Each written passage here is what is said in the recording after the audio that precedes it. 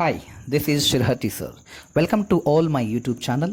Dear students, today we are going to know about the first lesson A Hero that is written by R.K. Narayan. R.K. Narayan ರವರು ಭಾರತದ ಹೆಸರಾಂತ English ಬರಹಗಾರರು. ಅವರ ಕಲ್ಪನೆಯ ಪಟ್ಟಣ ಮಾಲ್ಗುಡಿಯ ಸುತ್ತಲೂ ಸುತ್ತುವರೆದಿರುತ್ತದೆ. ಅವರು ಬರೆದಿರುವ ಸ್ವಾಮಿ ಮತ್ತು ಅವರ ಸ್ನೇಹಿತರು ಎಂಬ ಹಾಸ್ಯಭರಿತವಾದಂತಹ ಕಾದಂಬರಿಯಿಂದ ಪ್ರಸ್ತುತ ಪಠ್ಯಭಾಗವನ್ನು ಆಯ್ದುಕೊಳ್ಳಲಾಗಿದೆ. Let's come to know the first paragraph of lesson. For Swami events took an unexpected turn. ಘಟನೆಗಳು ಸ್ವಾಮಿಗೆ ಅನಿರೀಕ್ಷಿತವಾದಂತಹ ತಿರುವನ್ನು ಪಡೆದುಕೊಳ್ಳುತ್ತಿದ್ದು. Father looked over the newspaper he was reading under the hall lamp. ಸ್ವಾಮಿಯ ತಂದೆ ಒಂದು ಹಾಲ್ ಲ್ಯಾಂಪಿನ ಕೆಳಗಡೆ ಕುಂತ್ಕೊಂಡು ದಿನಪತ್ರಿಕೆಯನ್ನು ಓದ್ತಾ ಇದ್ರು. And said, Swami listen to this. ಹೇಳ್ತಾರೆ, ಸ್ವಾಮಿ ಕೇಳಿಲ್ಲಿ. News has been received about the bravery of a village lad. Swami ಕೇಳಿಲ್ಲಿ, ಇಲ್ಲಿ ಒಂದು ದಿನಪತ್ರಿಕೆ ಒಳಗೆ ಒಂದು ಮಾಹಿತಿ ಬಂದದ, ಸುದ್ದಿ ಬಂದದ ಒಬ್ಬ ಹಳ್ಳಿಯ ಶೂರ ಹುಡುಗನ ಬಗ್ಗೆ. Who while returning home by the jungle path came face to face with a tiger. ಆ ಹುಡುಗ ಕಾಡಿನ ಮಾರ್ಗವಾಗಿ ಮನೆಗೆ ಹೋಗ್ತಿರಬೇಕಾದ್ರೆ ಹುಲಿಗೆ ಮುಖಾಮುಖಿಯಾಗ್ತಾನೆ. The paragraph described the fight the boy had with the tiger. ಆ ದಿನಪತ್ರಿಕೆಯಲ್ಲಿ ಬಂದಂತಹ ಆ ಶೂರ ಹುಡುಗನ ಪ್ಯಾರಾಗ್ರಾಫ್, ಆ ಇಡೀ ಪ್ಯಾರಾಗ್ರಾಫ್ ಯಾವ ರೀತಿ ಆ ಹುಡುಗ ಆ ಹುಲಿಯೊಂದಿಗೆ ಹೋರಾಡುತ್ತಾನೆ ಎಂಬ ಮಾಹಿತಿ ಆ ಪ್ಯಾರಾಗ್ರಾಫ್ನಲ್ಲಿ ಕಂಡುಬರ್ತದೆ. His flight up the tree where he stayed half a day till some people came that way and kill the tiger. ಮತ್ತು ಆ ಪ್ಯಾರಾಗ್ರಾಫ್ನಲ್ಲಿ ಯಾವ ರೀತಿ ಆತ ಹುಲಿಯೊಂದಿಗೆ ಹೋರಾಡ್ತಾನೆ ಮತ್ತು ಯಾವ ರೀತಿ ಗಿಡವನ್ನು ಏರಿ ಅರ್ಧ ದಿನದವರೆಗೆ ಅಲ್ಲೇ ಗಿಡದಲ್ಲಿ ಕುಳಿತುಕೊಂಡು ಅದೇ ಕಾಡಿನ ಮಾರ್ಗವಾಗಿ ಕೆಲವು ಜನರು ಬರುವವರೆಗೆ ಕಾದು ಕೊನೆಗೆ ಆ ಜನರೊಂದಿಗೆ ಸೇರಿ ಹುಲಿಯನ್ನು ಯಾವ ರೀತಿ ಕೊಂದರು ಅನ್ನೋ ಮಾಹಿತಿ ಆ ಪ್ಯಾರಾಗ್ರಾಫ್ನಲ್ಲಿ ಸೂಚಿಸ್ತಾ ಇತ್ತು. After reading it through the father looked at Swami fixedly and asked. ದಿನಪತ್ರಿಕೆಯನ್ನು ಓದಿದ ನಂತರ ತಂದೆ ಸ್ವಾಮಿ ಕಡೆಗೆ ನೆಟ್ಟಗೆ ದಿಟ್ಟ ನೋಟವನ್ನು ನೋಡಿ ಕೇಳ್ತಾನೆ, what do you say to that? ನೀನೇನು ಹೇಳ್ತೀಯ ಇದಕ್ಕೆ ಅಂಥೇಳಿ ತಂದೆ ಕೇಳಿದ. Swami said, I think he must have been a very strong and grown up person. ಸ್ವಾಮಿ ಹೇಳ್ತಾನೆ, ನನಗನ್ಸುತ್ತೆ ಅಪ್ಪಾಜಿ, ನನಗನ್ಸುತ್ತೆ ಆ ಹುಡುಗ ಬಹಳಷ್ಟು ಗಟ್ಟಿಯಾದಂತಹ, ಬಲಶಾಲಿಯಾದಂತಹ, ಬೆಳೆದಂತಹ ವ್ಯಕ್ತಿಯಾಗಿರಬಹುದು. Not a bye at all. ಆತ ಹುಡುಗ ಆಗಲಿಕ್ಕೆ ಸಾಧ್ಯನೇ ಇಲ್ಲ ಅಂತ ಹೇಳ್ತಾರೆ. How could a boy fight a tiger? ಒಬ್ಬ ಹುಡುಗ ಹುಲಿಯೊಂದಿಗೆ ಹೇಗೆ ಸೆಣಸಾಡಲಿಕ್ಕೆ ಸಾಧ್ಯ ಇದೆ? ಹೇಗೆ ಒಬ್ಬ ಹುಡುಗ ಹುಲಿಯೊಂದಿಗೆ ಹೋರಾಟ ಮಾಡಲಿಕ್ಕೆ ಸಾಧ್ಯ ಇದೆ ಅಪ್ಪಾಜಿ? You think you are wiser than the newspaper? Father sneered. ಇಲ್ಲಿ ಸ್ನೀಡ್ ಅಂದರೆ speak in a very unkind way, ಬಹಳಷ್ಟು ಸಿಟ್ಟಿನಿಂದ ಕೇಳಿದ. You think you are wiser than the newspaper? Father sneered. ತಂದೆ ಸಿಟ್ಟಿನಿಂದ ಸ್ವಾಮಿಯನ್ನು ಕೇಳ್ತಾನೆ, ನಿನಗನ್ಸುತ್ತಾ ನೀನು ದಿನಪತ್ರಿಕೆಗಿಂತ ನೀನು ಬುದ್ಧಿವಂತ ಅಂಥೇಳಿ? A man may have the strength of an elephant and yet be a covered, whereas another may have the strength of a straw, but if he has courage, he can do anything. Courage is everything. Strength and age are not important. ತಂದೆ ತನ್ನ ಮಗ ಸ್ವಾಮಿಗೆ ಹೇಳ್ತಾನೆ, a man may have the strength of an elephant. ಒಬ್ಬ ವ್ಯಕ್ತಿ ಆನೆಯಷ್ಟು ಬಲಶಾಲಿಯಾಗಿದ್ದಾಗಿಯೂ, and yet be a coward, ಆತ ಹಿಡಿಯಾಗಿದ್ದರೆ. Whereas another may have the strength of straw, ಮತ್ತೊಬ್ಬ ಹುಲ್ಲಿನ ಕಡ್ಡಿ ಹಾಗೆ ತಿಳಿವಾದಂತಹ ವ್ಯಕ್ತಿ ಇದ್ದಾಗಿಯೂ ಸಹ. But if he has courage, ಅವನಲ್ಲಿ ಧೈರ್ಯ ಎಂಬುದಿದ್ದರೆ, ಹಿ ಕ್ಯಾನ್ ಡೂ ಎನಿಥಿಂಗ್, ಆತ ಏನೆಲ್ಲವನ್ನ ಮಾಡಲಿಕ್ಕೆ ಸಾಧ್ಯ ಇದೆ. ಇದರರ್ಥ ಆನೆಯಷ್ಟು ಗಾತ್ರದ ಶರೀರವುಳ್ಳಂತಹ ವ್ಯಕ್ತಿಯ ಬಳಿಯಲ್ಲಿ ಧೈರ್ಯ ಎಂಬುದೇ ಇರಲಿಲ್ಲ ಅಂದರೆ ಆತ ಹೇಡಿ. ಅದೇ ಇನ್ನೊಬ್ಬ ವ್ಯಕ್ತಿ ಗಾತ್ರದಲ್ಲಿ ಹುಲ್ಲಿನ ಕಡ್ಡಿ ಹಾಗಿದ್ದರೂ ಅವನಲ್ಲಿ ಧೈರ್ಯ ಎಂಬುದಿದ್ದರೆ ಆತ ಏನೆಲ್ಲವನ್ನ ಸಾಧಿಸಬಲ್ಲ. It means courage is everything, strength and age are not important. ಹಾಗಾದ್ರೆ ಇಲ್ಲಿ ಏನು ಇಂಪಾರ್ಟೆಂಟ್ ಅಲ್ಲ, ಇಲ್ಲಿ ಏಜ್ ಮತ್ತು ಸ್ಟ್ರೆಂತ್ ಇಂಪಾರ್ಟೆಂಟ್ ಅಲ್ಲ, ಇಲ್ಲಿ ಕರೇಜ್ ಧೈರ್ಯ ಎಂಬುದು ಬಹಳಷ್ಟು ಪ್ರಾಮುಖ್ಯತೆಯನ್ನು ಪಡೆದದ್ದ. ಸೊ ಪ್ರಿಯ ವಿದ್ಯಾರ್ಥಿಗಳೇ, ಇಲ್ಲಿ ದಪ್ಪ ಗಾತ್ರದ ಶರೀರವುಳ್ಳಂತಹ ವ್ಯಕ್ತಿ ಬಲಶಾಲಿ ಅಂತಲ್ಲ, ಹುಲ್ಲಿನ ಕಡ್ಡಿ ಹಾಗೆ ತಿಳುತಿಳುವಾಗಿದ್ದಂತಹ ವ್ಯಕ್ತಿಯಲ್ಲಿ ಧೈರ್ಯ ಎಂಬುದಿದ್ದರೆ ಆತ ಏನೆಲ್ಲವನ್ನ ಮಾಡಬಹುದು ಅನ್ನೋದನ್ನ ತಂದೆ ಸ್ವಾಮಿಗೆ ತಿಳಿ ಹೇಳ್ತಾನೆ.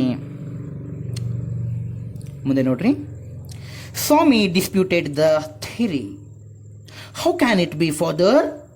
ನೋಡ್ರಿ, ಸ್ವಾಮಿ ತಂದೆಯ ಒಂದು ಮಾತನ್ನ ತಿರಸ್ಕರಿಸ್ತಾನೆ, ಆತನ ಒಂದು ಸಿದ್ಧಾಂತವನ್ನು ತಿರಸ್ಕರಿಸಿ ಹೇಳ್ತಾನೆ, how can it be father? ಇದು ಹೇಗೆ ಸಾಧ್ಯ ಅಪ್ಪಾಜಿ?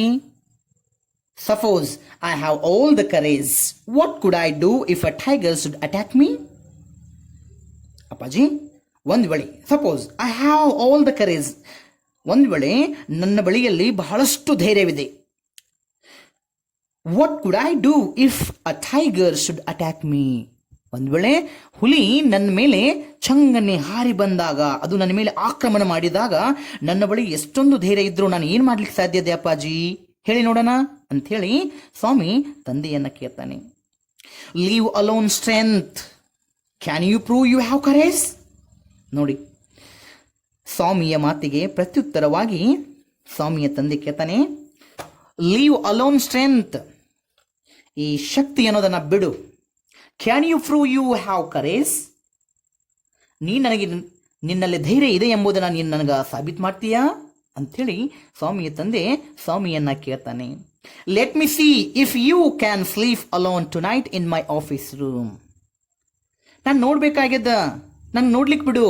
ನೀನು ಈ ದಿನ ರಾತ್ರಿ ನನ್ನ ಆಫೀಸ್ ರೂಮ್ನಲ್ಲಿ ಮಲಗಿ ನೀನು ಏನನ್ನು ಪ್ರೂವ್ ಮಾಡು, ನಿನ್ನಲ್ಲಿ ಧೈರ್ಯ ಇದೆ ಎಂಬುದನ್ನು ನೀನು ಪ್ರೂವ್ ಮಾಡು ಅಂಥೇಳಿ ಸ್ವಾಮಿಯ ತಂದೆ ಯಾರನ್ನು ಕೇಳಿದ? ಸ್ವಾಮಿಯನ್ನ ಕೇಳ್ತಾನೆ. A frightful proposition Swami thought. ಇಲ್ಲಿ ಪ್ರಪೋಸಿಷನ್ ಅಂದರೆ ಸಜೆಷನ್ ಅಂತ ಅರ್ಥ, ಹೌದಾ?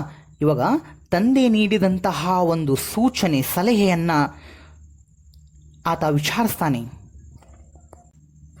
ಯಾಕೆ ಆ ರೀತಿ ಆತ ವಿಚಾರ ಮಾಡ್ತಾನೆ ಅಂದರೆ, he had always slept beside his granny in the passage. ಯಾಕಂದ್ರೆ ಸ್ವಾಮಿ ಪ್ರತಿದಿನ ರಾತ್ರಿ ಮಲಗುವಾಗ ತನ್ನ ಅಜ್ಜಿಯ ಜೊತೆಗೇನೆ, ಅವಳ ಬದಿಗೇನೆ ಪ್ಯಾಸೇಜ್ ಒಳಗೆ ಮಲಗಿಕೊಳ್ಳುವುದು ಆತನ ಹವ್ಯಾಸ. And any change in this arrangement kept him trembling and awake all night.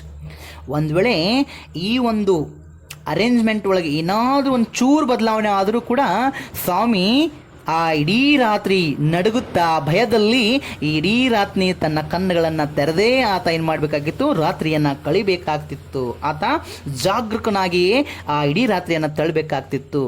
He hoped at first that father was only joking. ಆತ ಮೊದಲು ಏನು ತಿಳ್ಕೊತಾನೆ?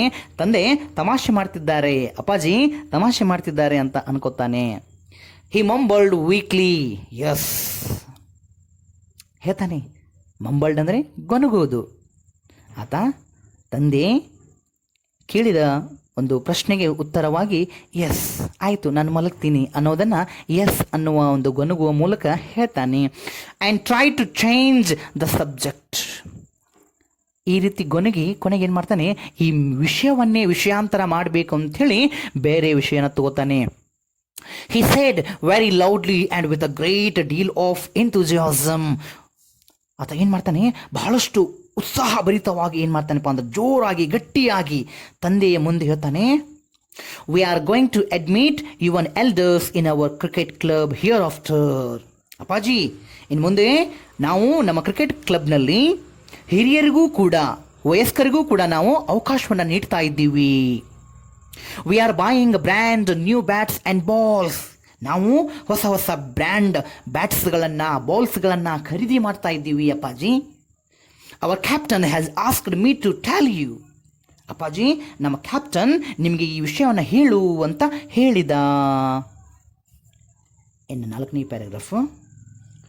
V will see about that letter father cut in. Swami, ವಿಷಯಾಂತರ ಮಾಡಬೇಕಂತ ಹೇಳಿ ಆ ವಿಷಯವನ್ನು ಅಲ್ಲಿಗೆ ಕೈಬಿಟ್ಟು ಬೇರೆ ವಿಷಯದ ಕಡೆ, ಕ್ರಿಕೆಟ್ ವಿಷಯದ ಕಡೆಗೆ ಬಂದಾಗ ತಂದೆ ಸ್ವಾಮಿಯ ವಿಷಯವನ್ನು ಕಟ್ ಮಾಡ್ತಾನೆ. ಆ ವಿಷಯಾಂತರವನ್ನು ಅಲ್ಲೇ ಕತ್ತರಿಸ್ತಾನೆ. ಹೇಳ್ತಾನೆ, V will see about that letter. ಅದನ್ನು ನಾವು ಆಮೇಲೆ ನೋಡೋಣ. ಆ ಕ್ರಿಕೆಟ್ ಕ್ಲಬ್ಬಿನ ವಿಷಯವನ್ನು ನಂತರದಲ್ಲಿ ನೋಡೋಣ, ತರುವಾತ ನೋಡೋಣ. You must sleep alone hereafter. ಈಗಿನಿಂದ ನೀನು ಒಬ್ಬನೇ ಮಲಗುವುದನ್ನು ಕಲಿ. Swami realised that matter had gone beyond his control.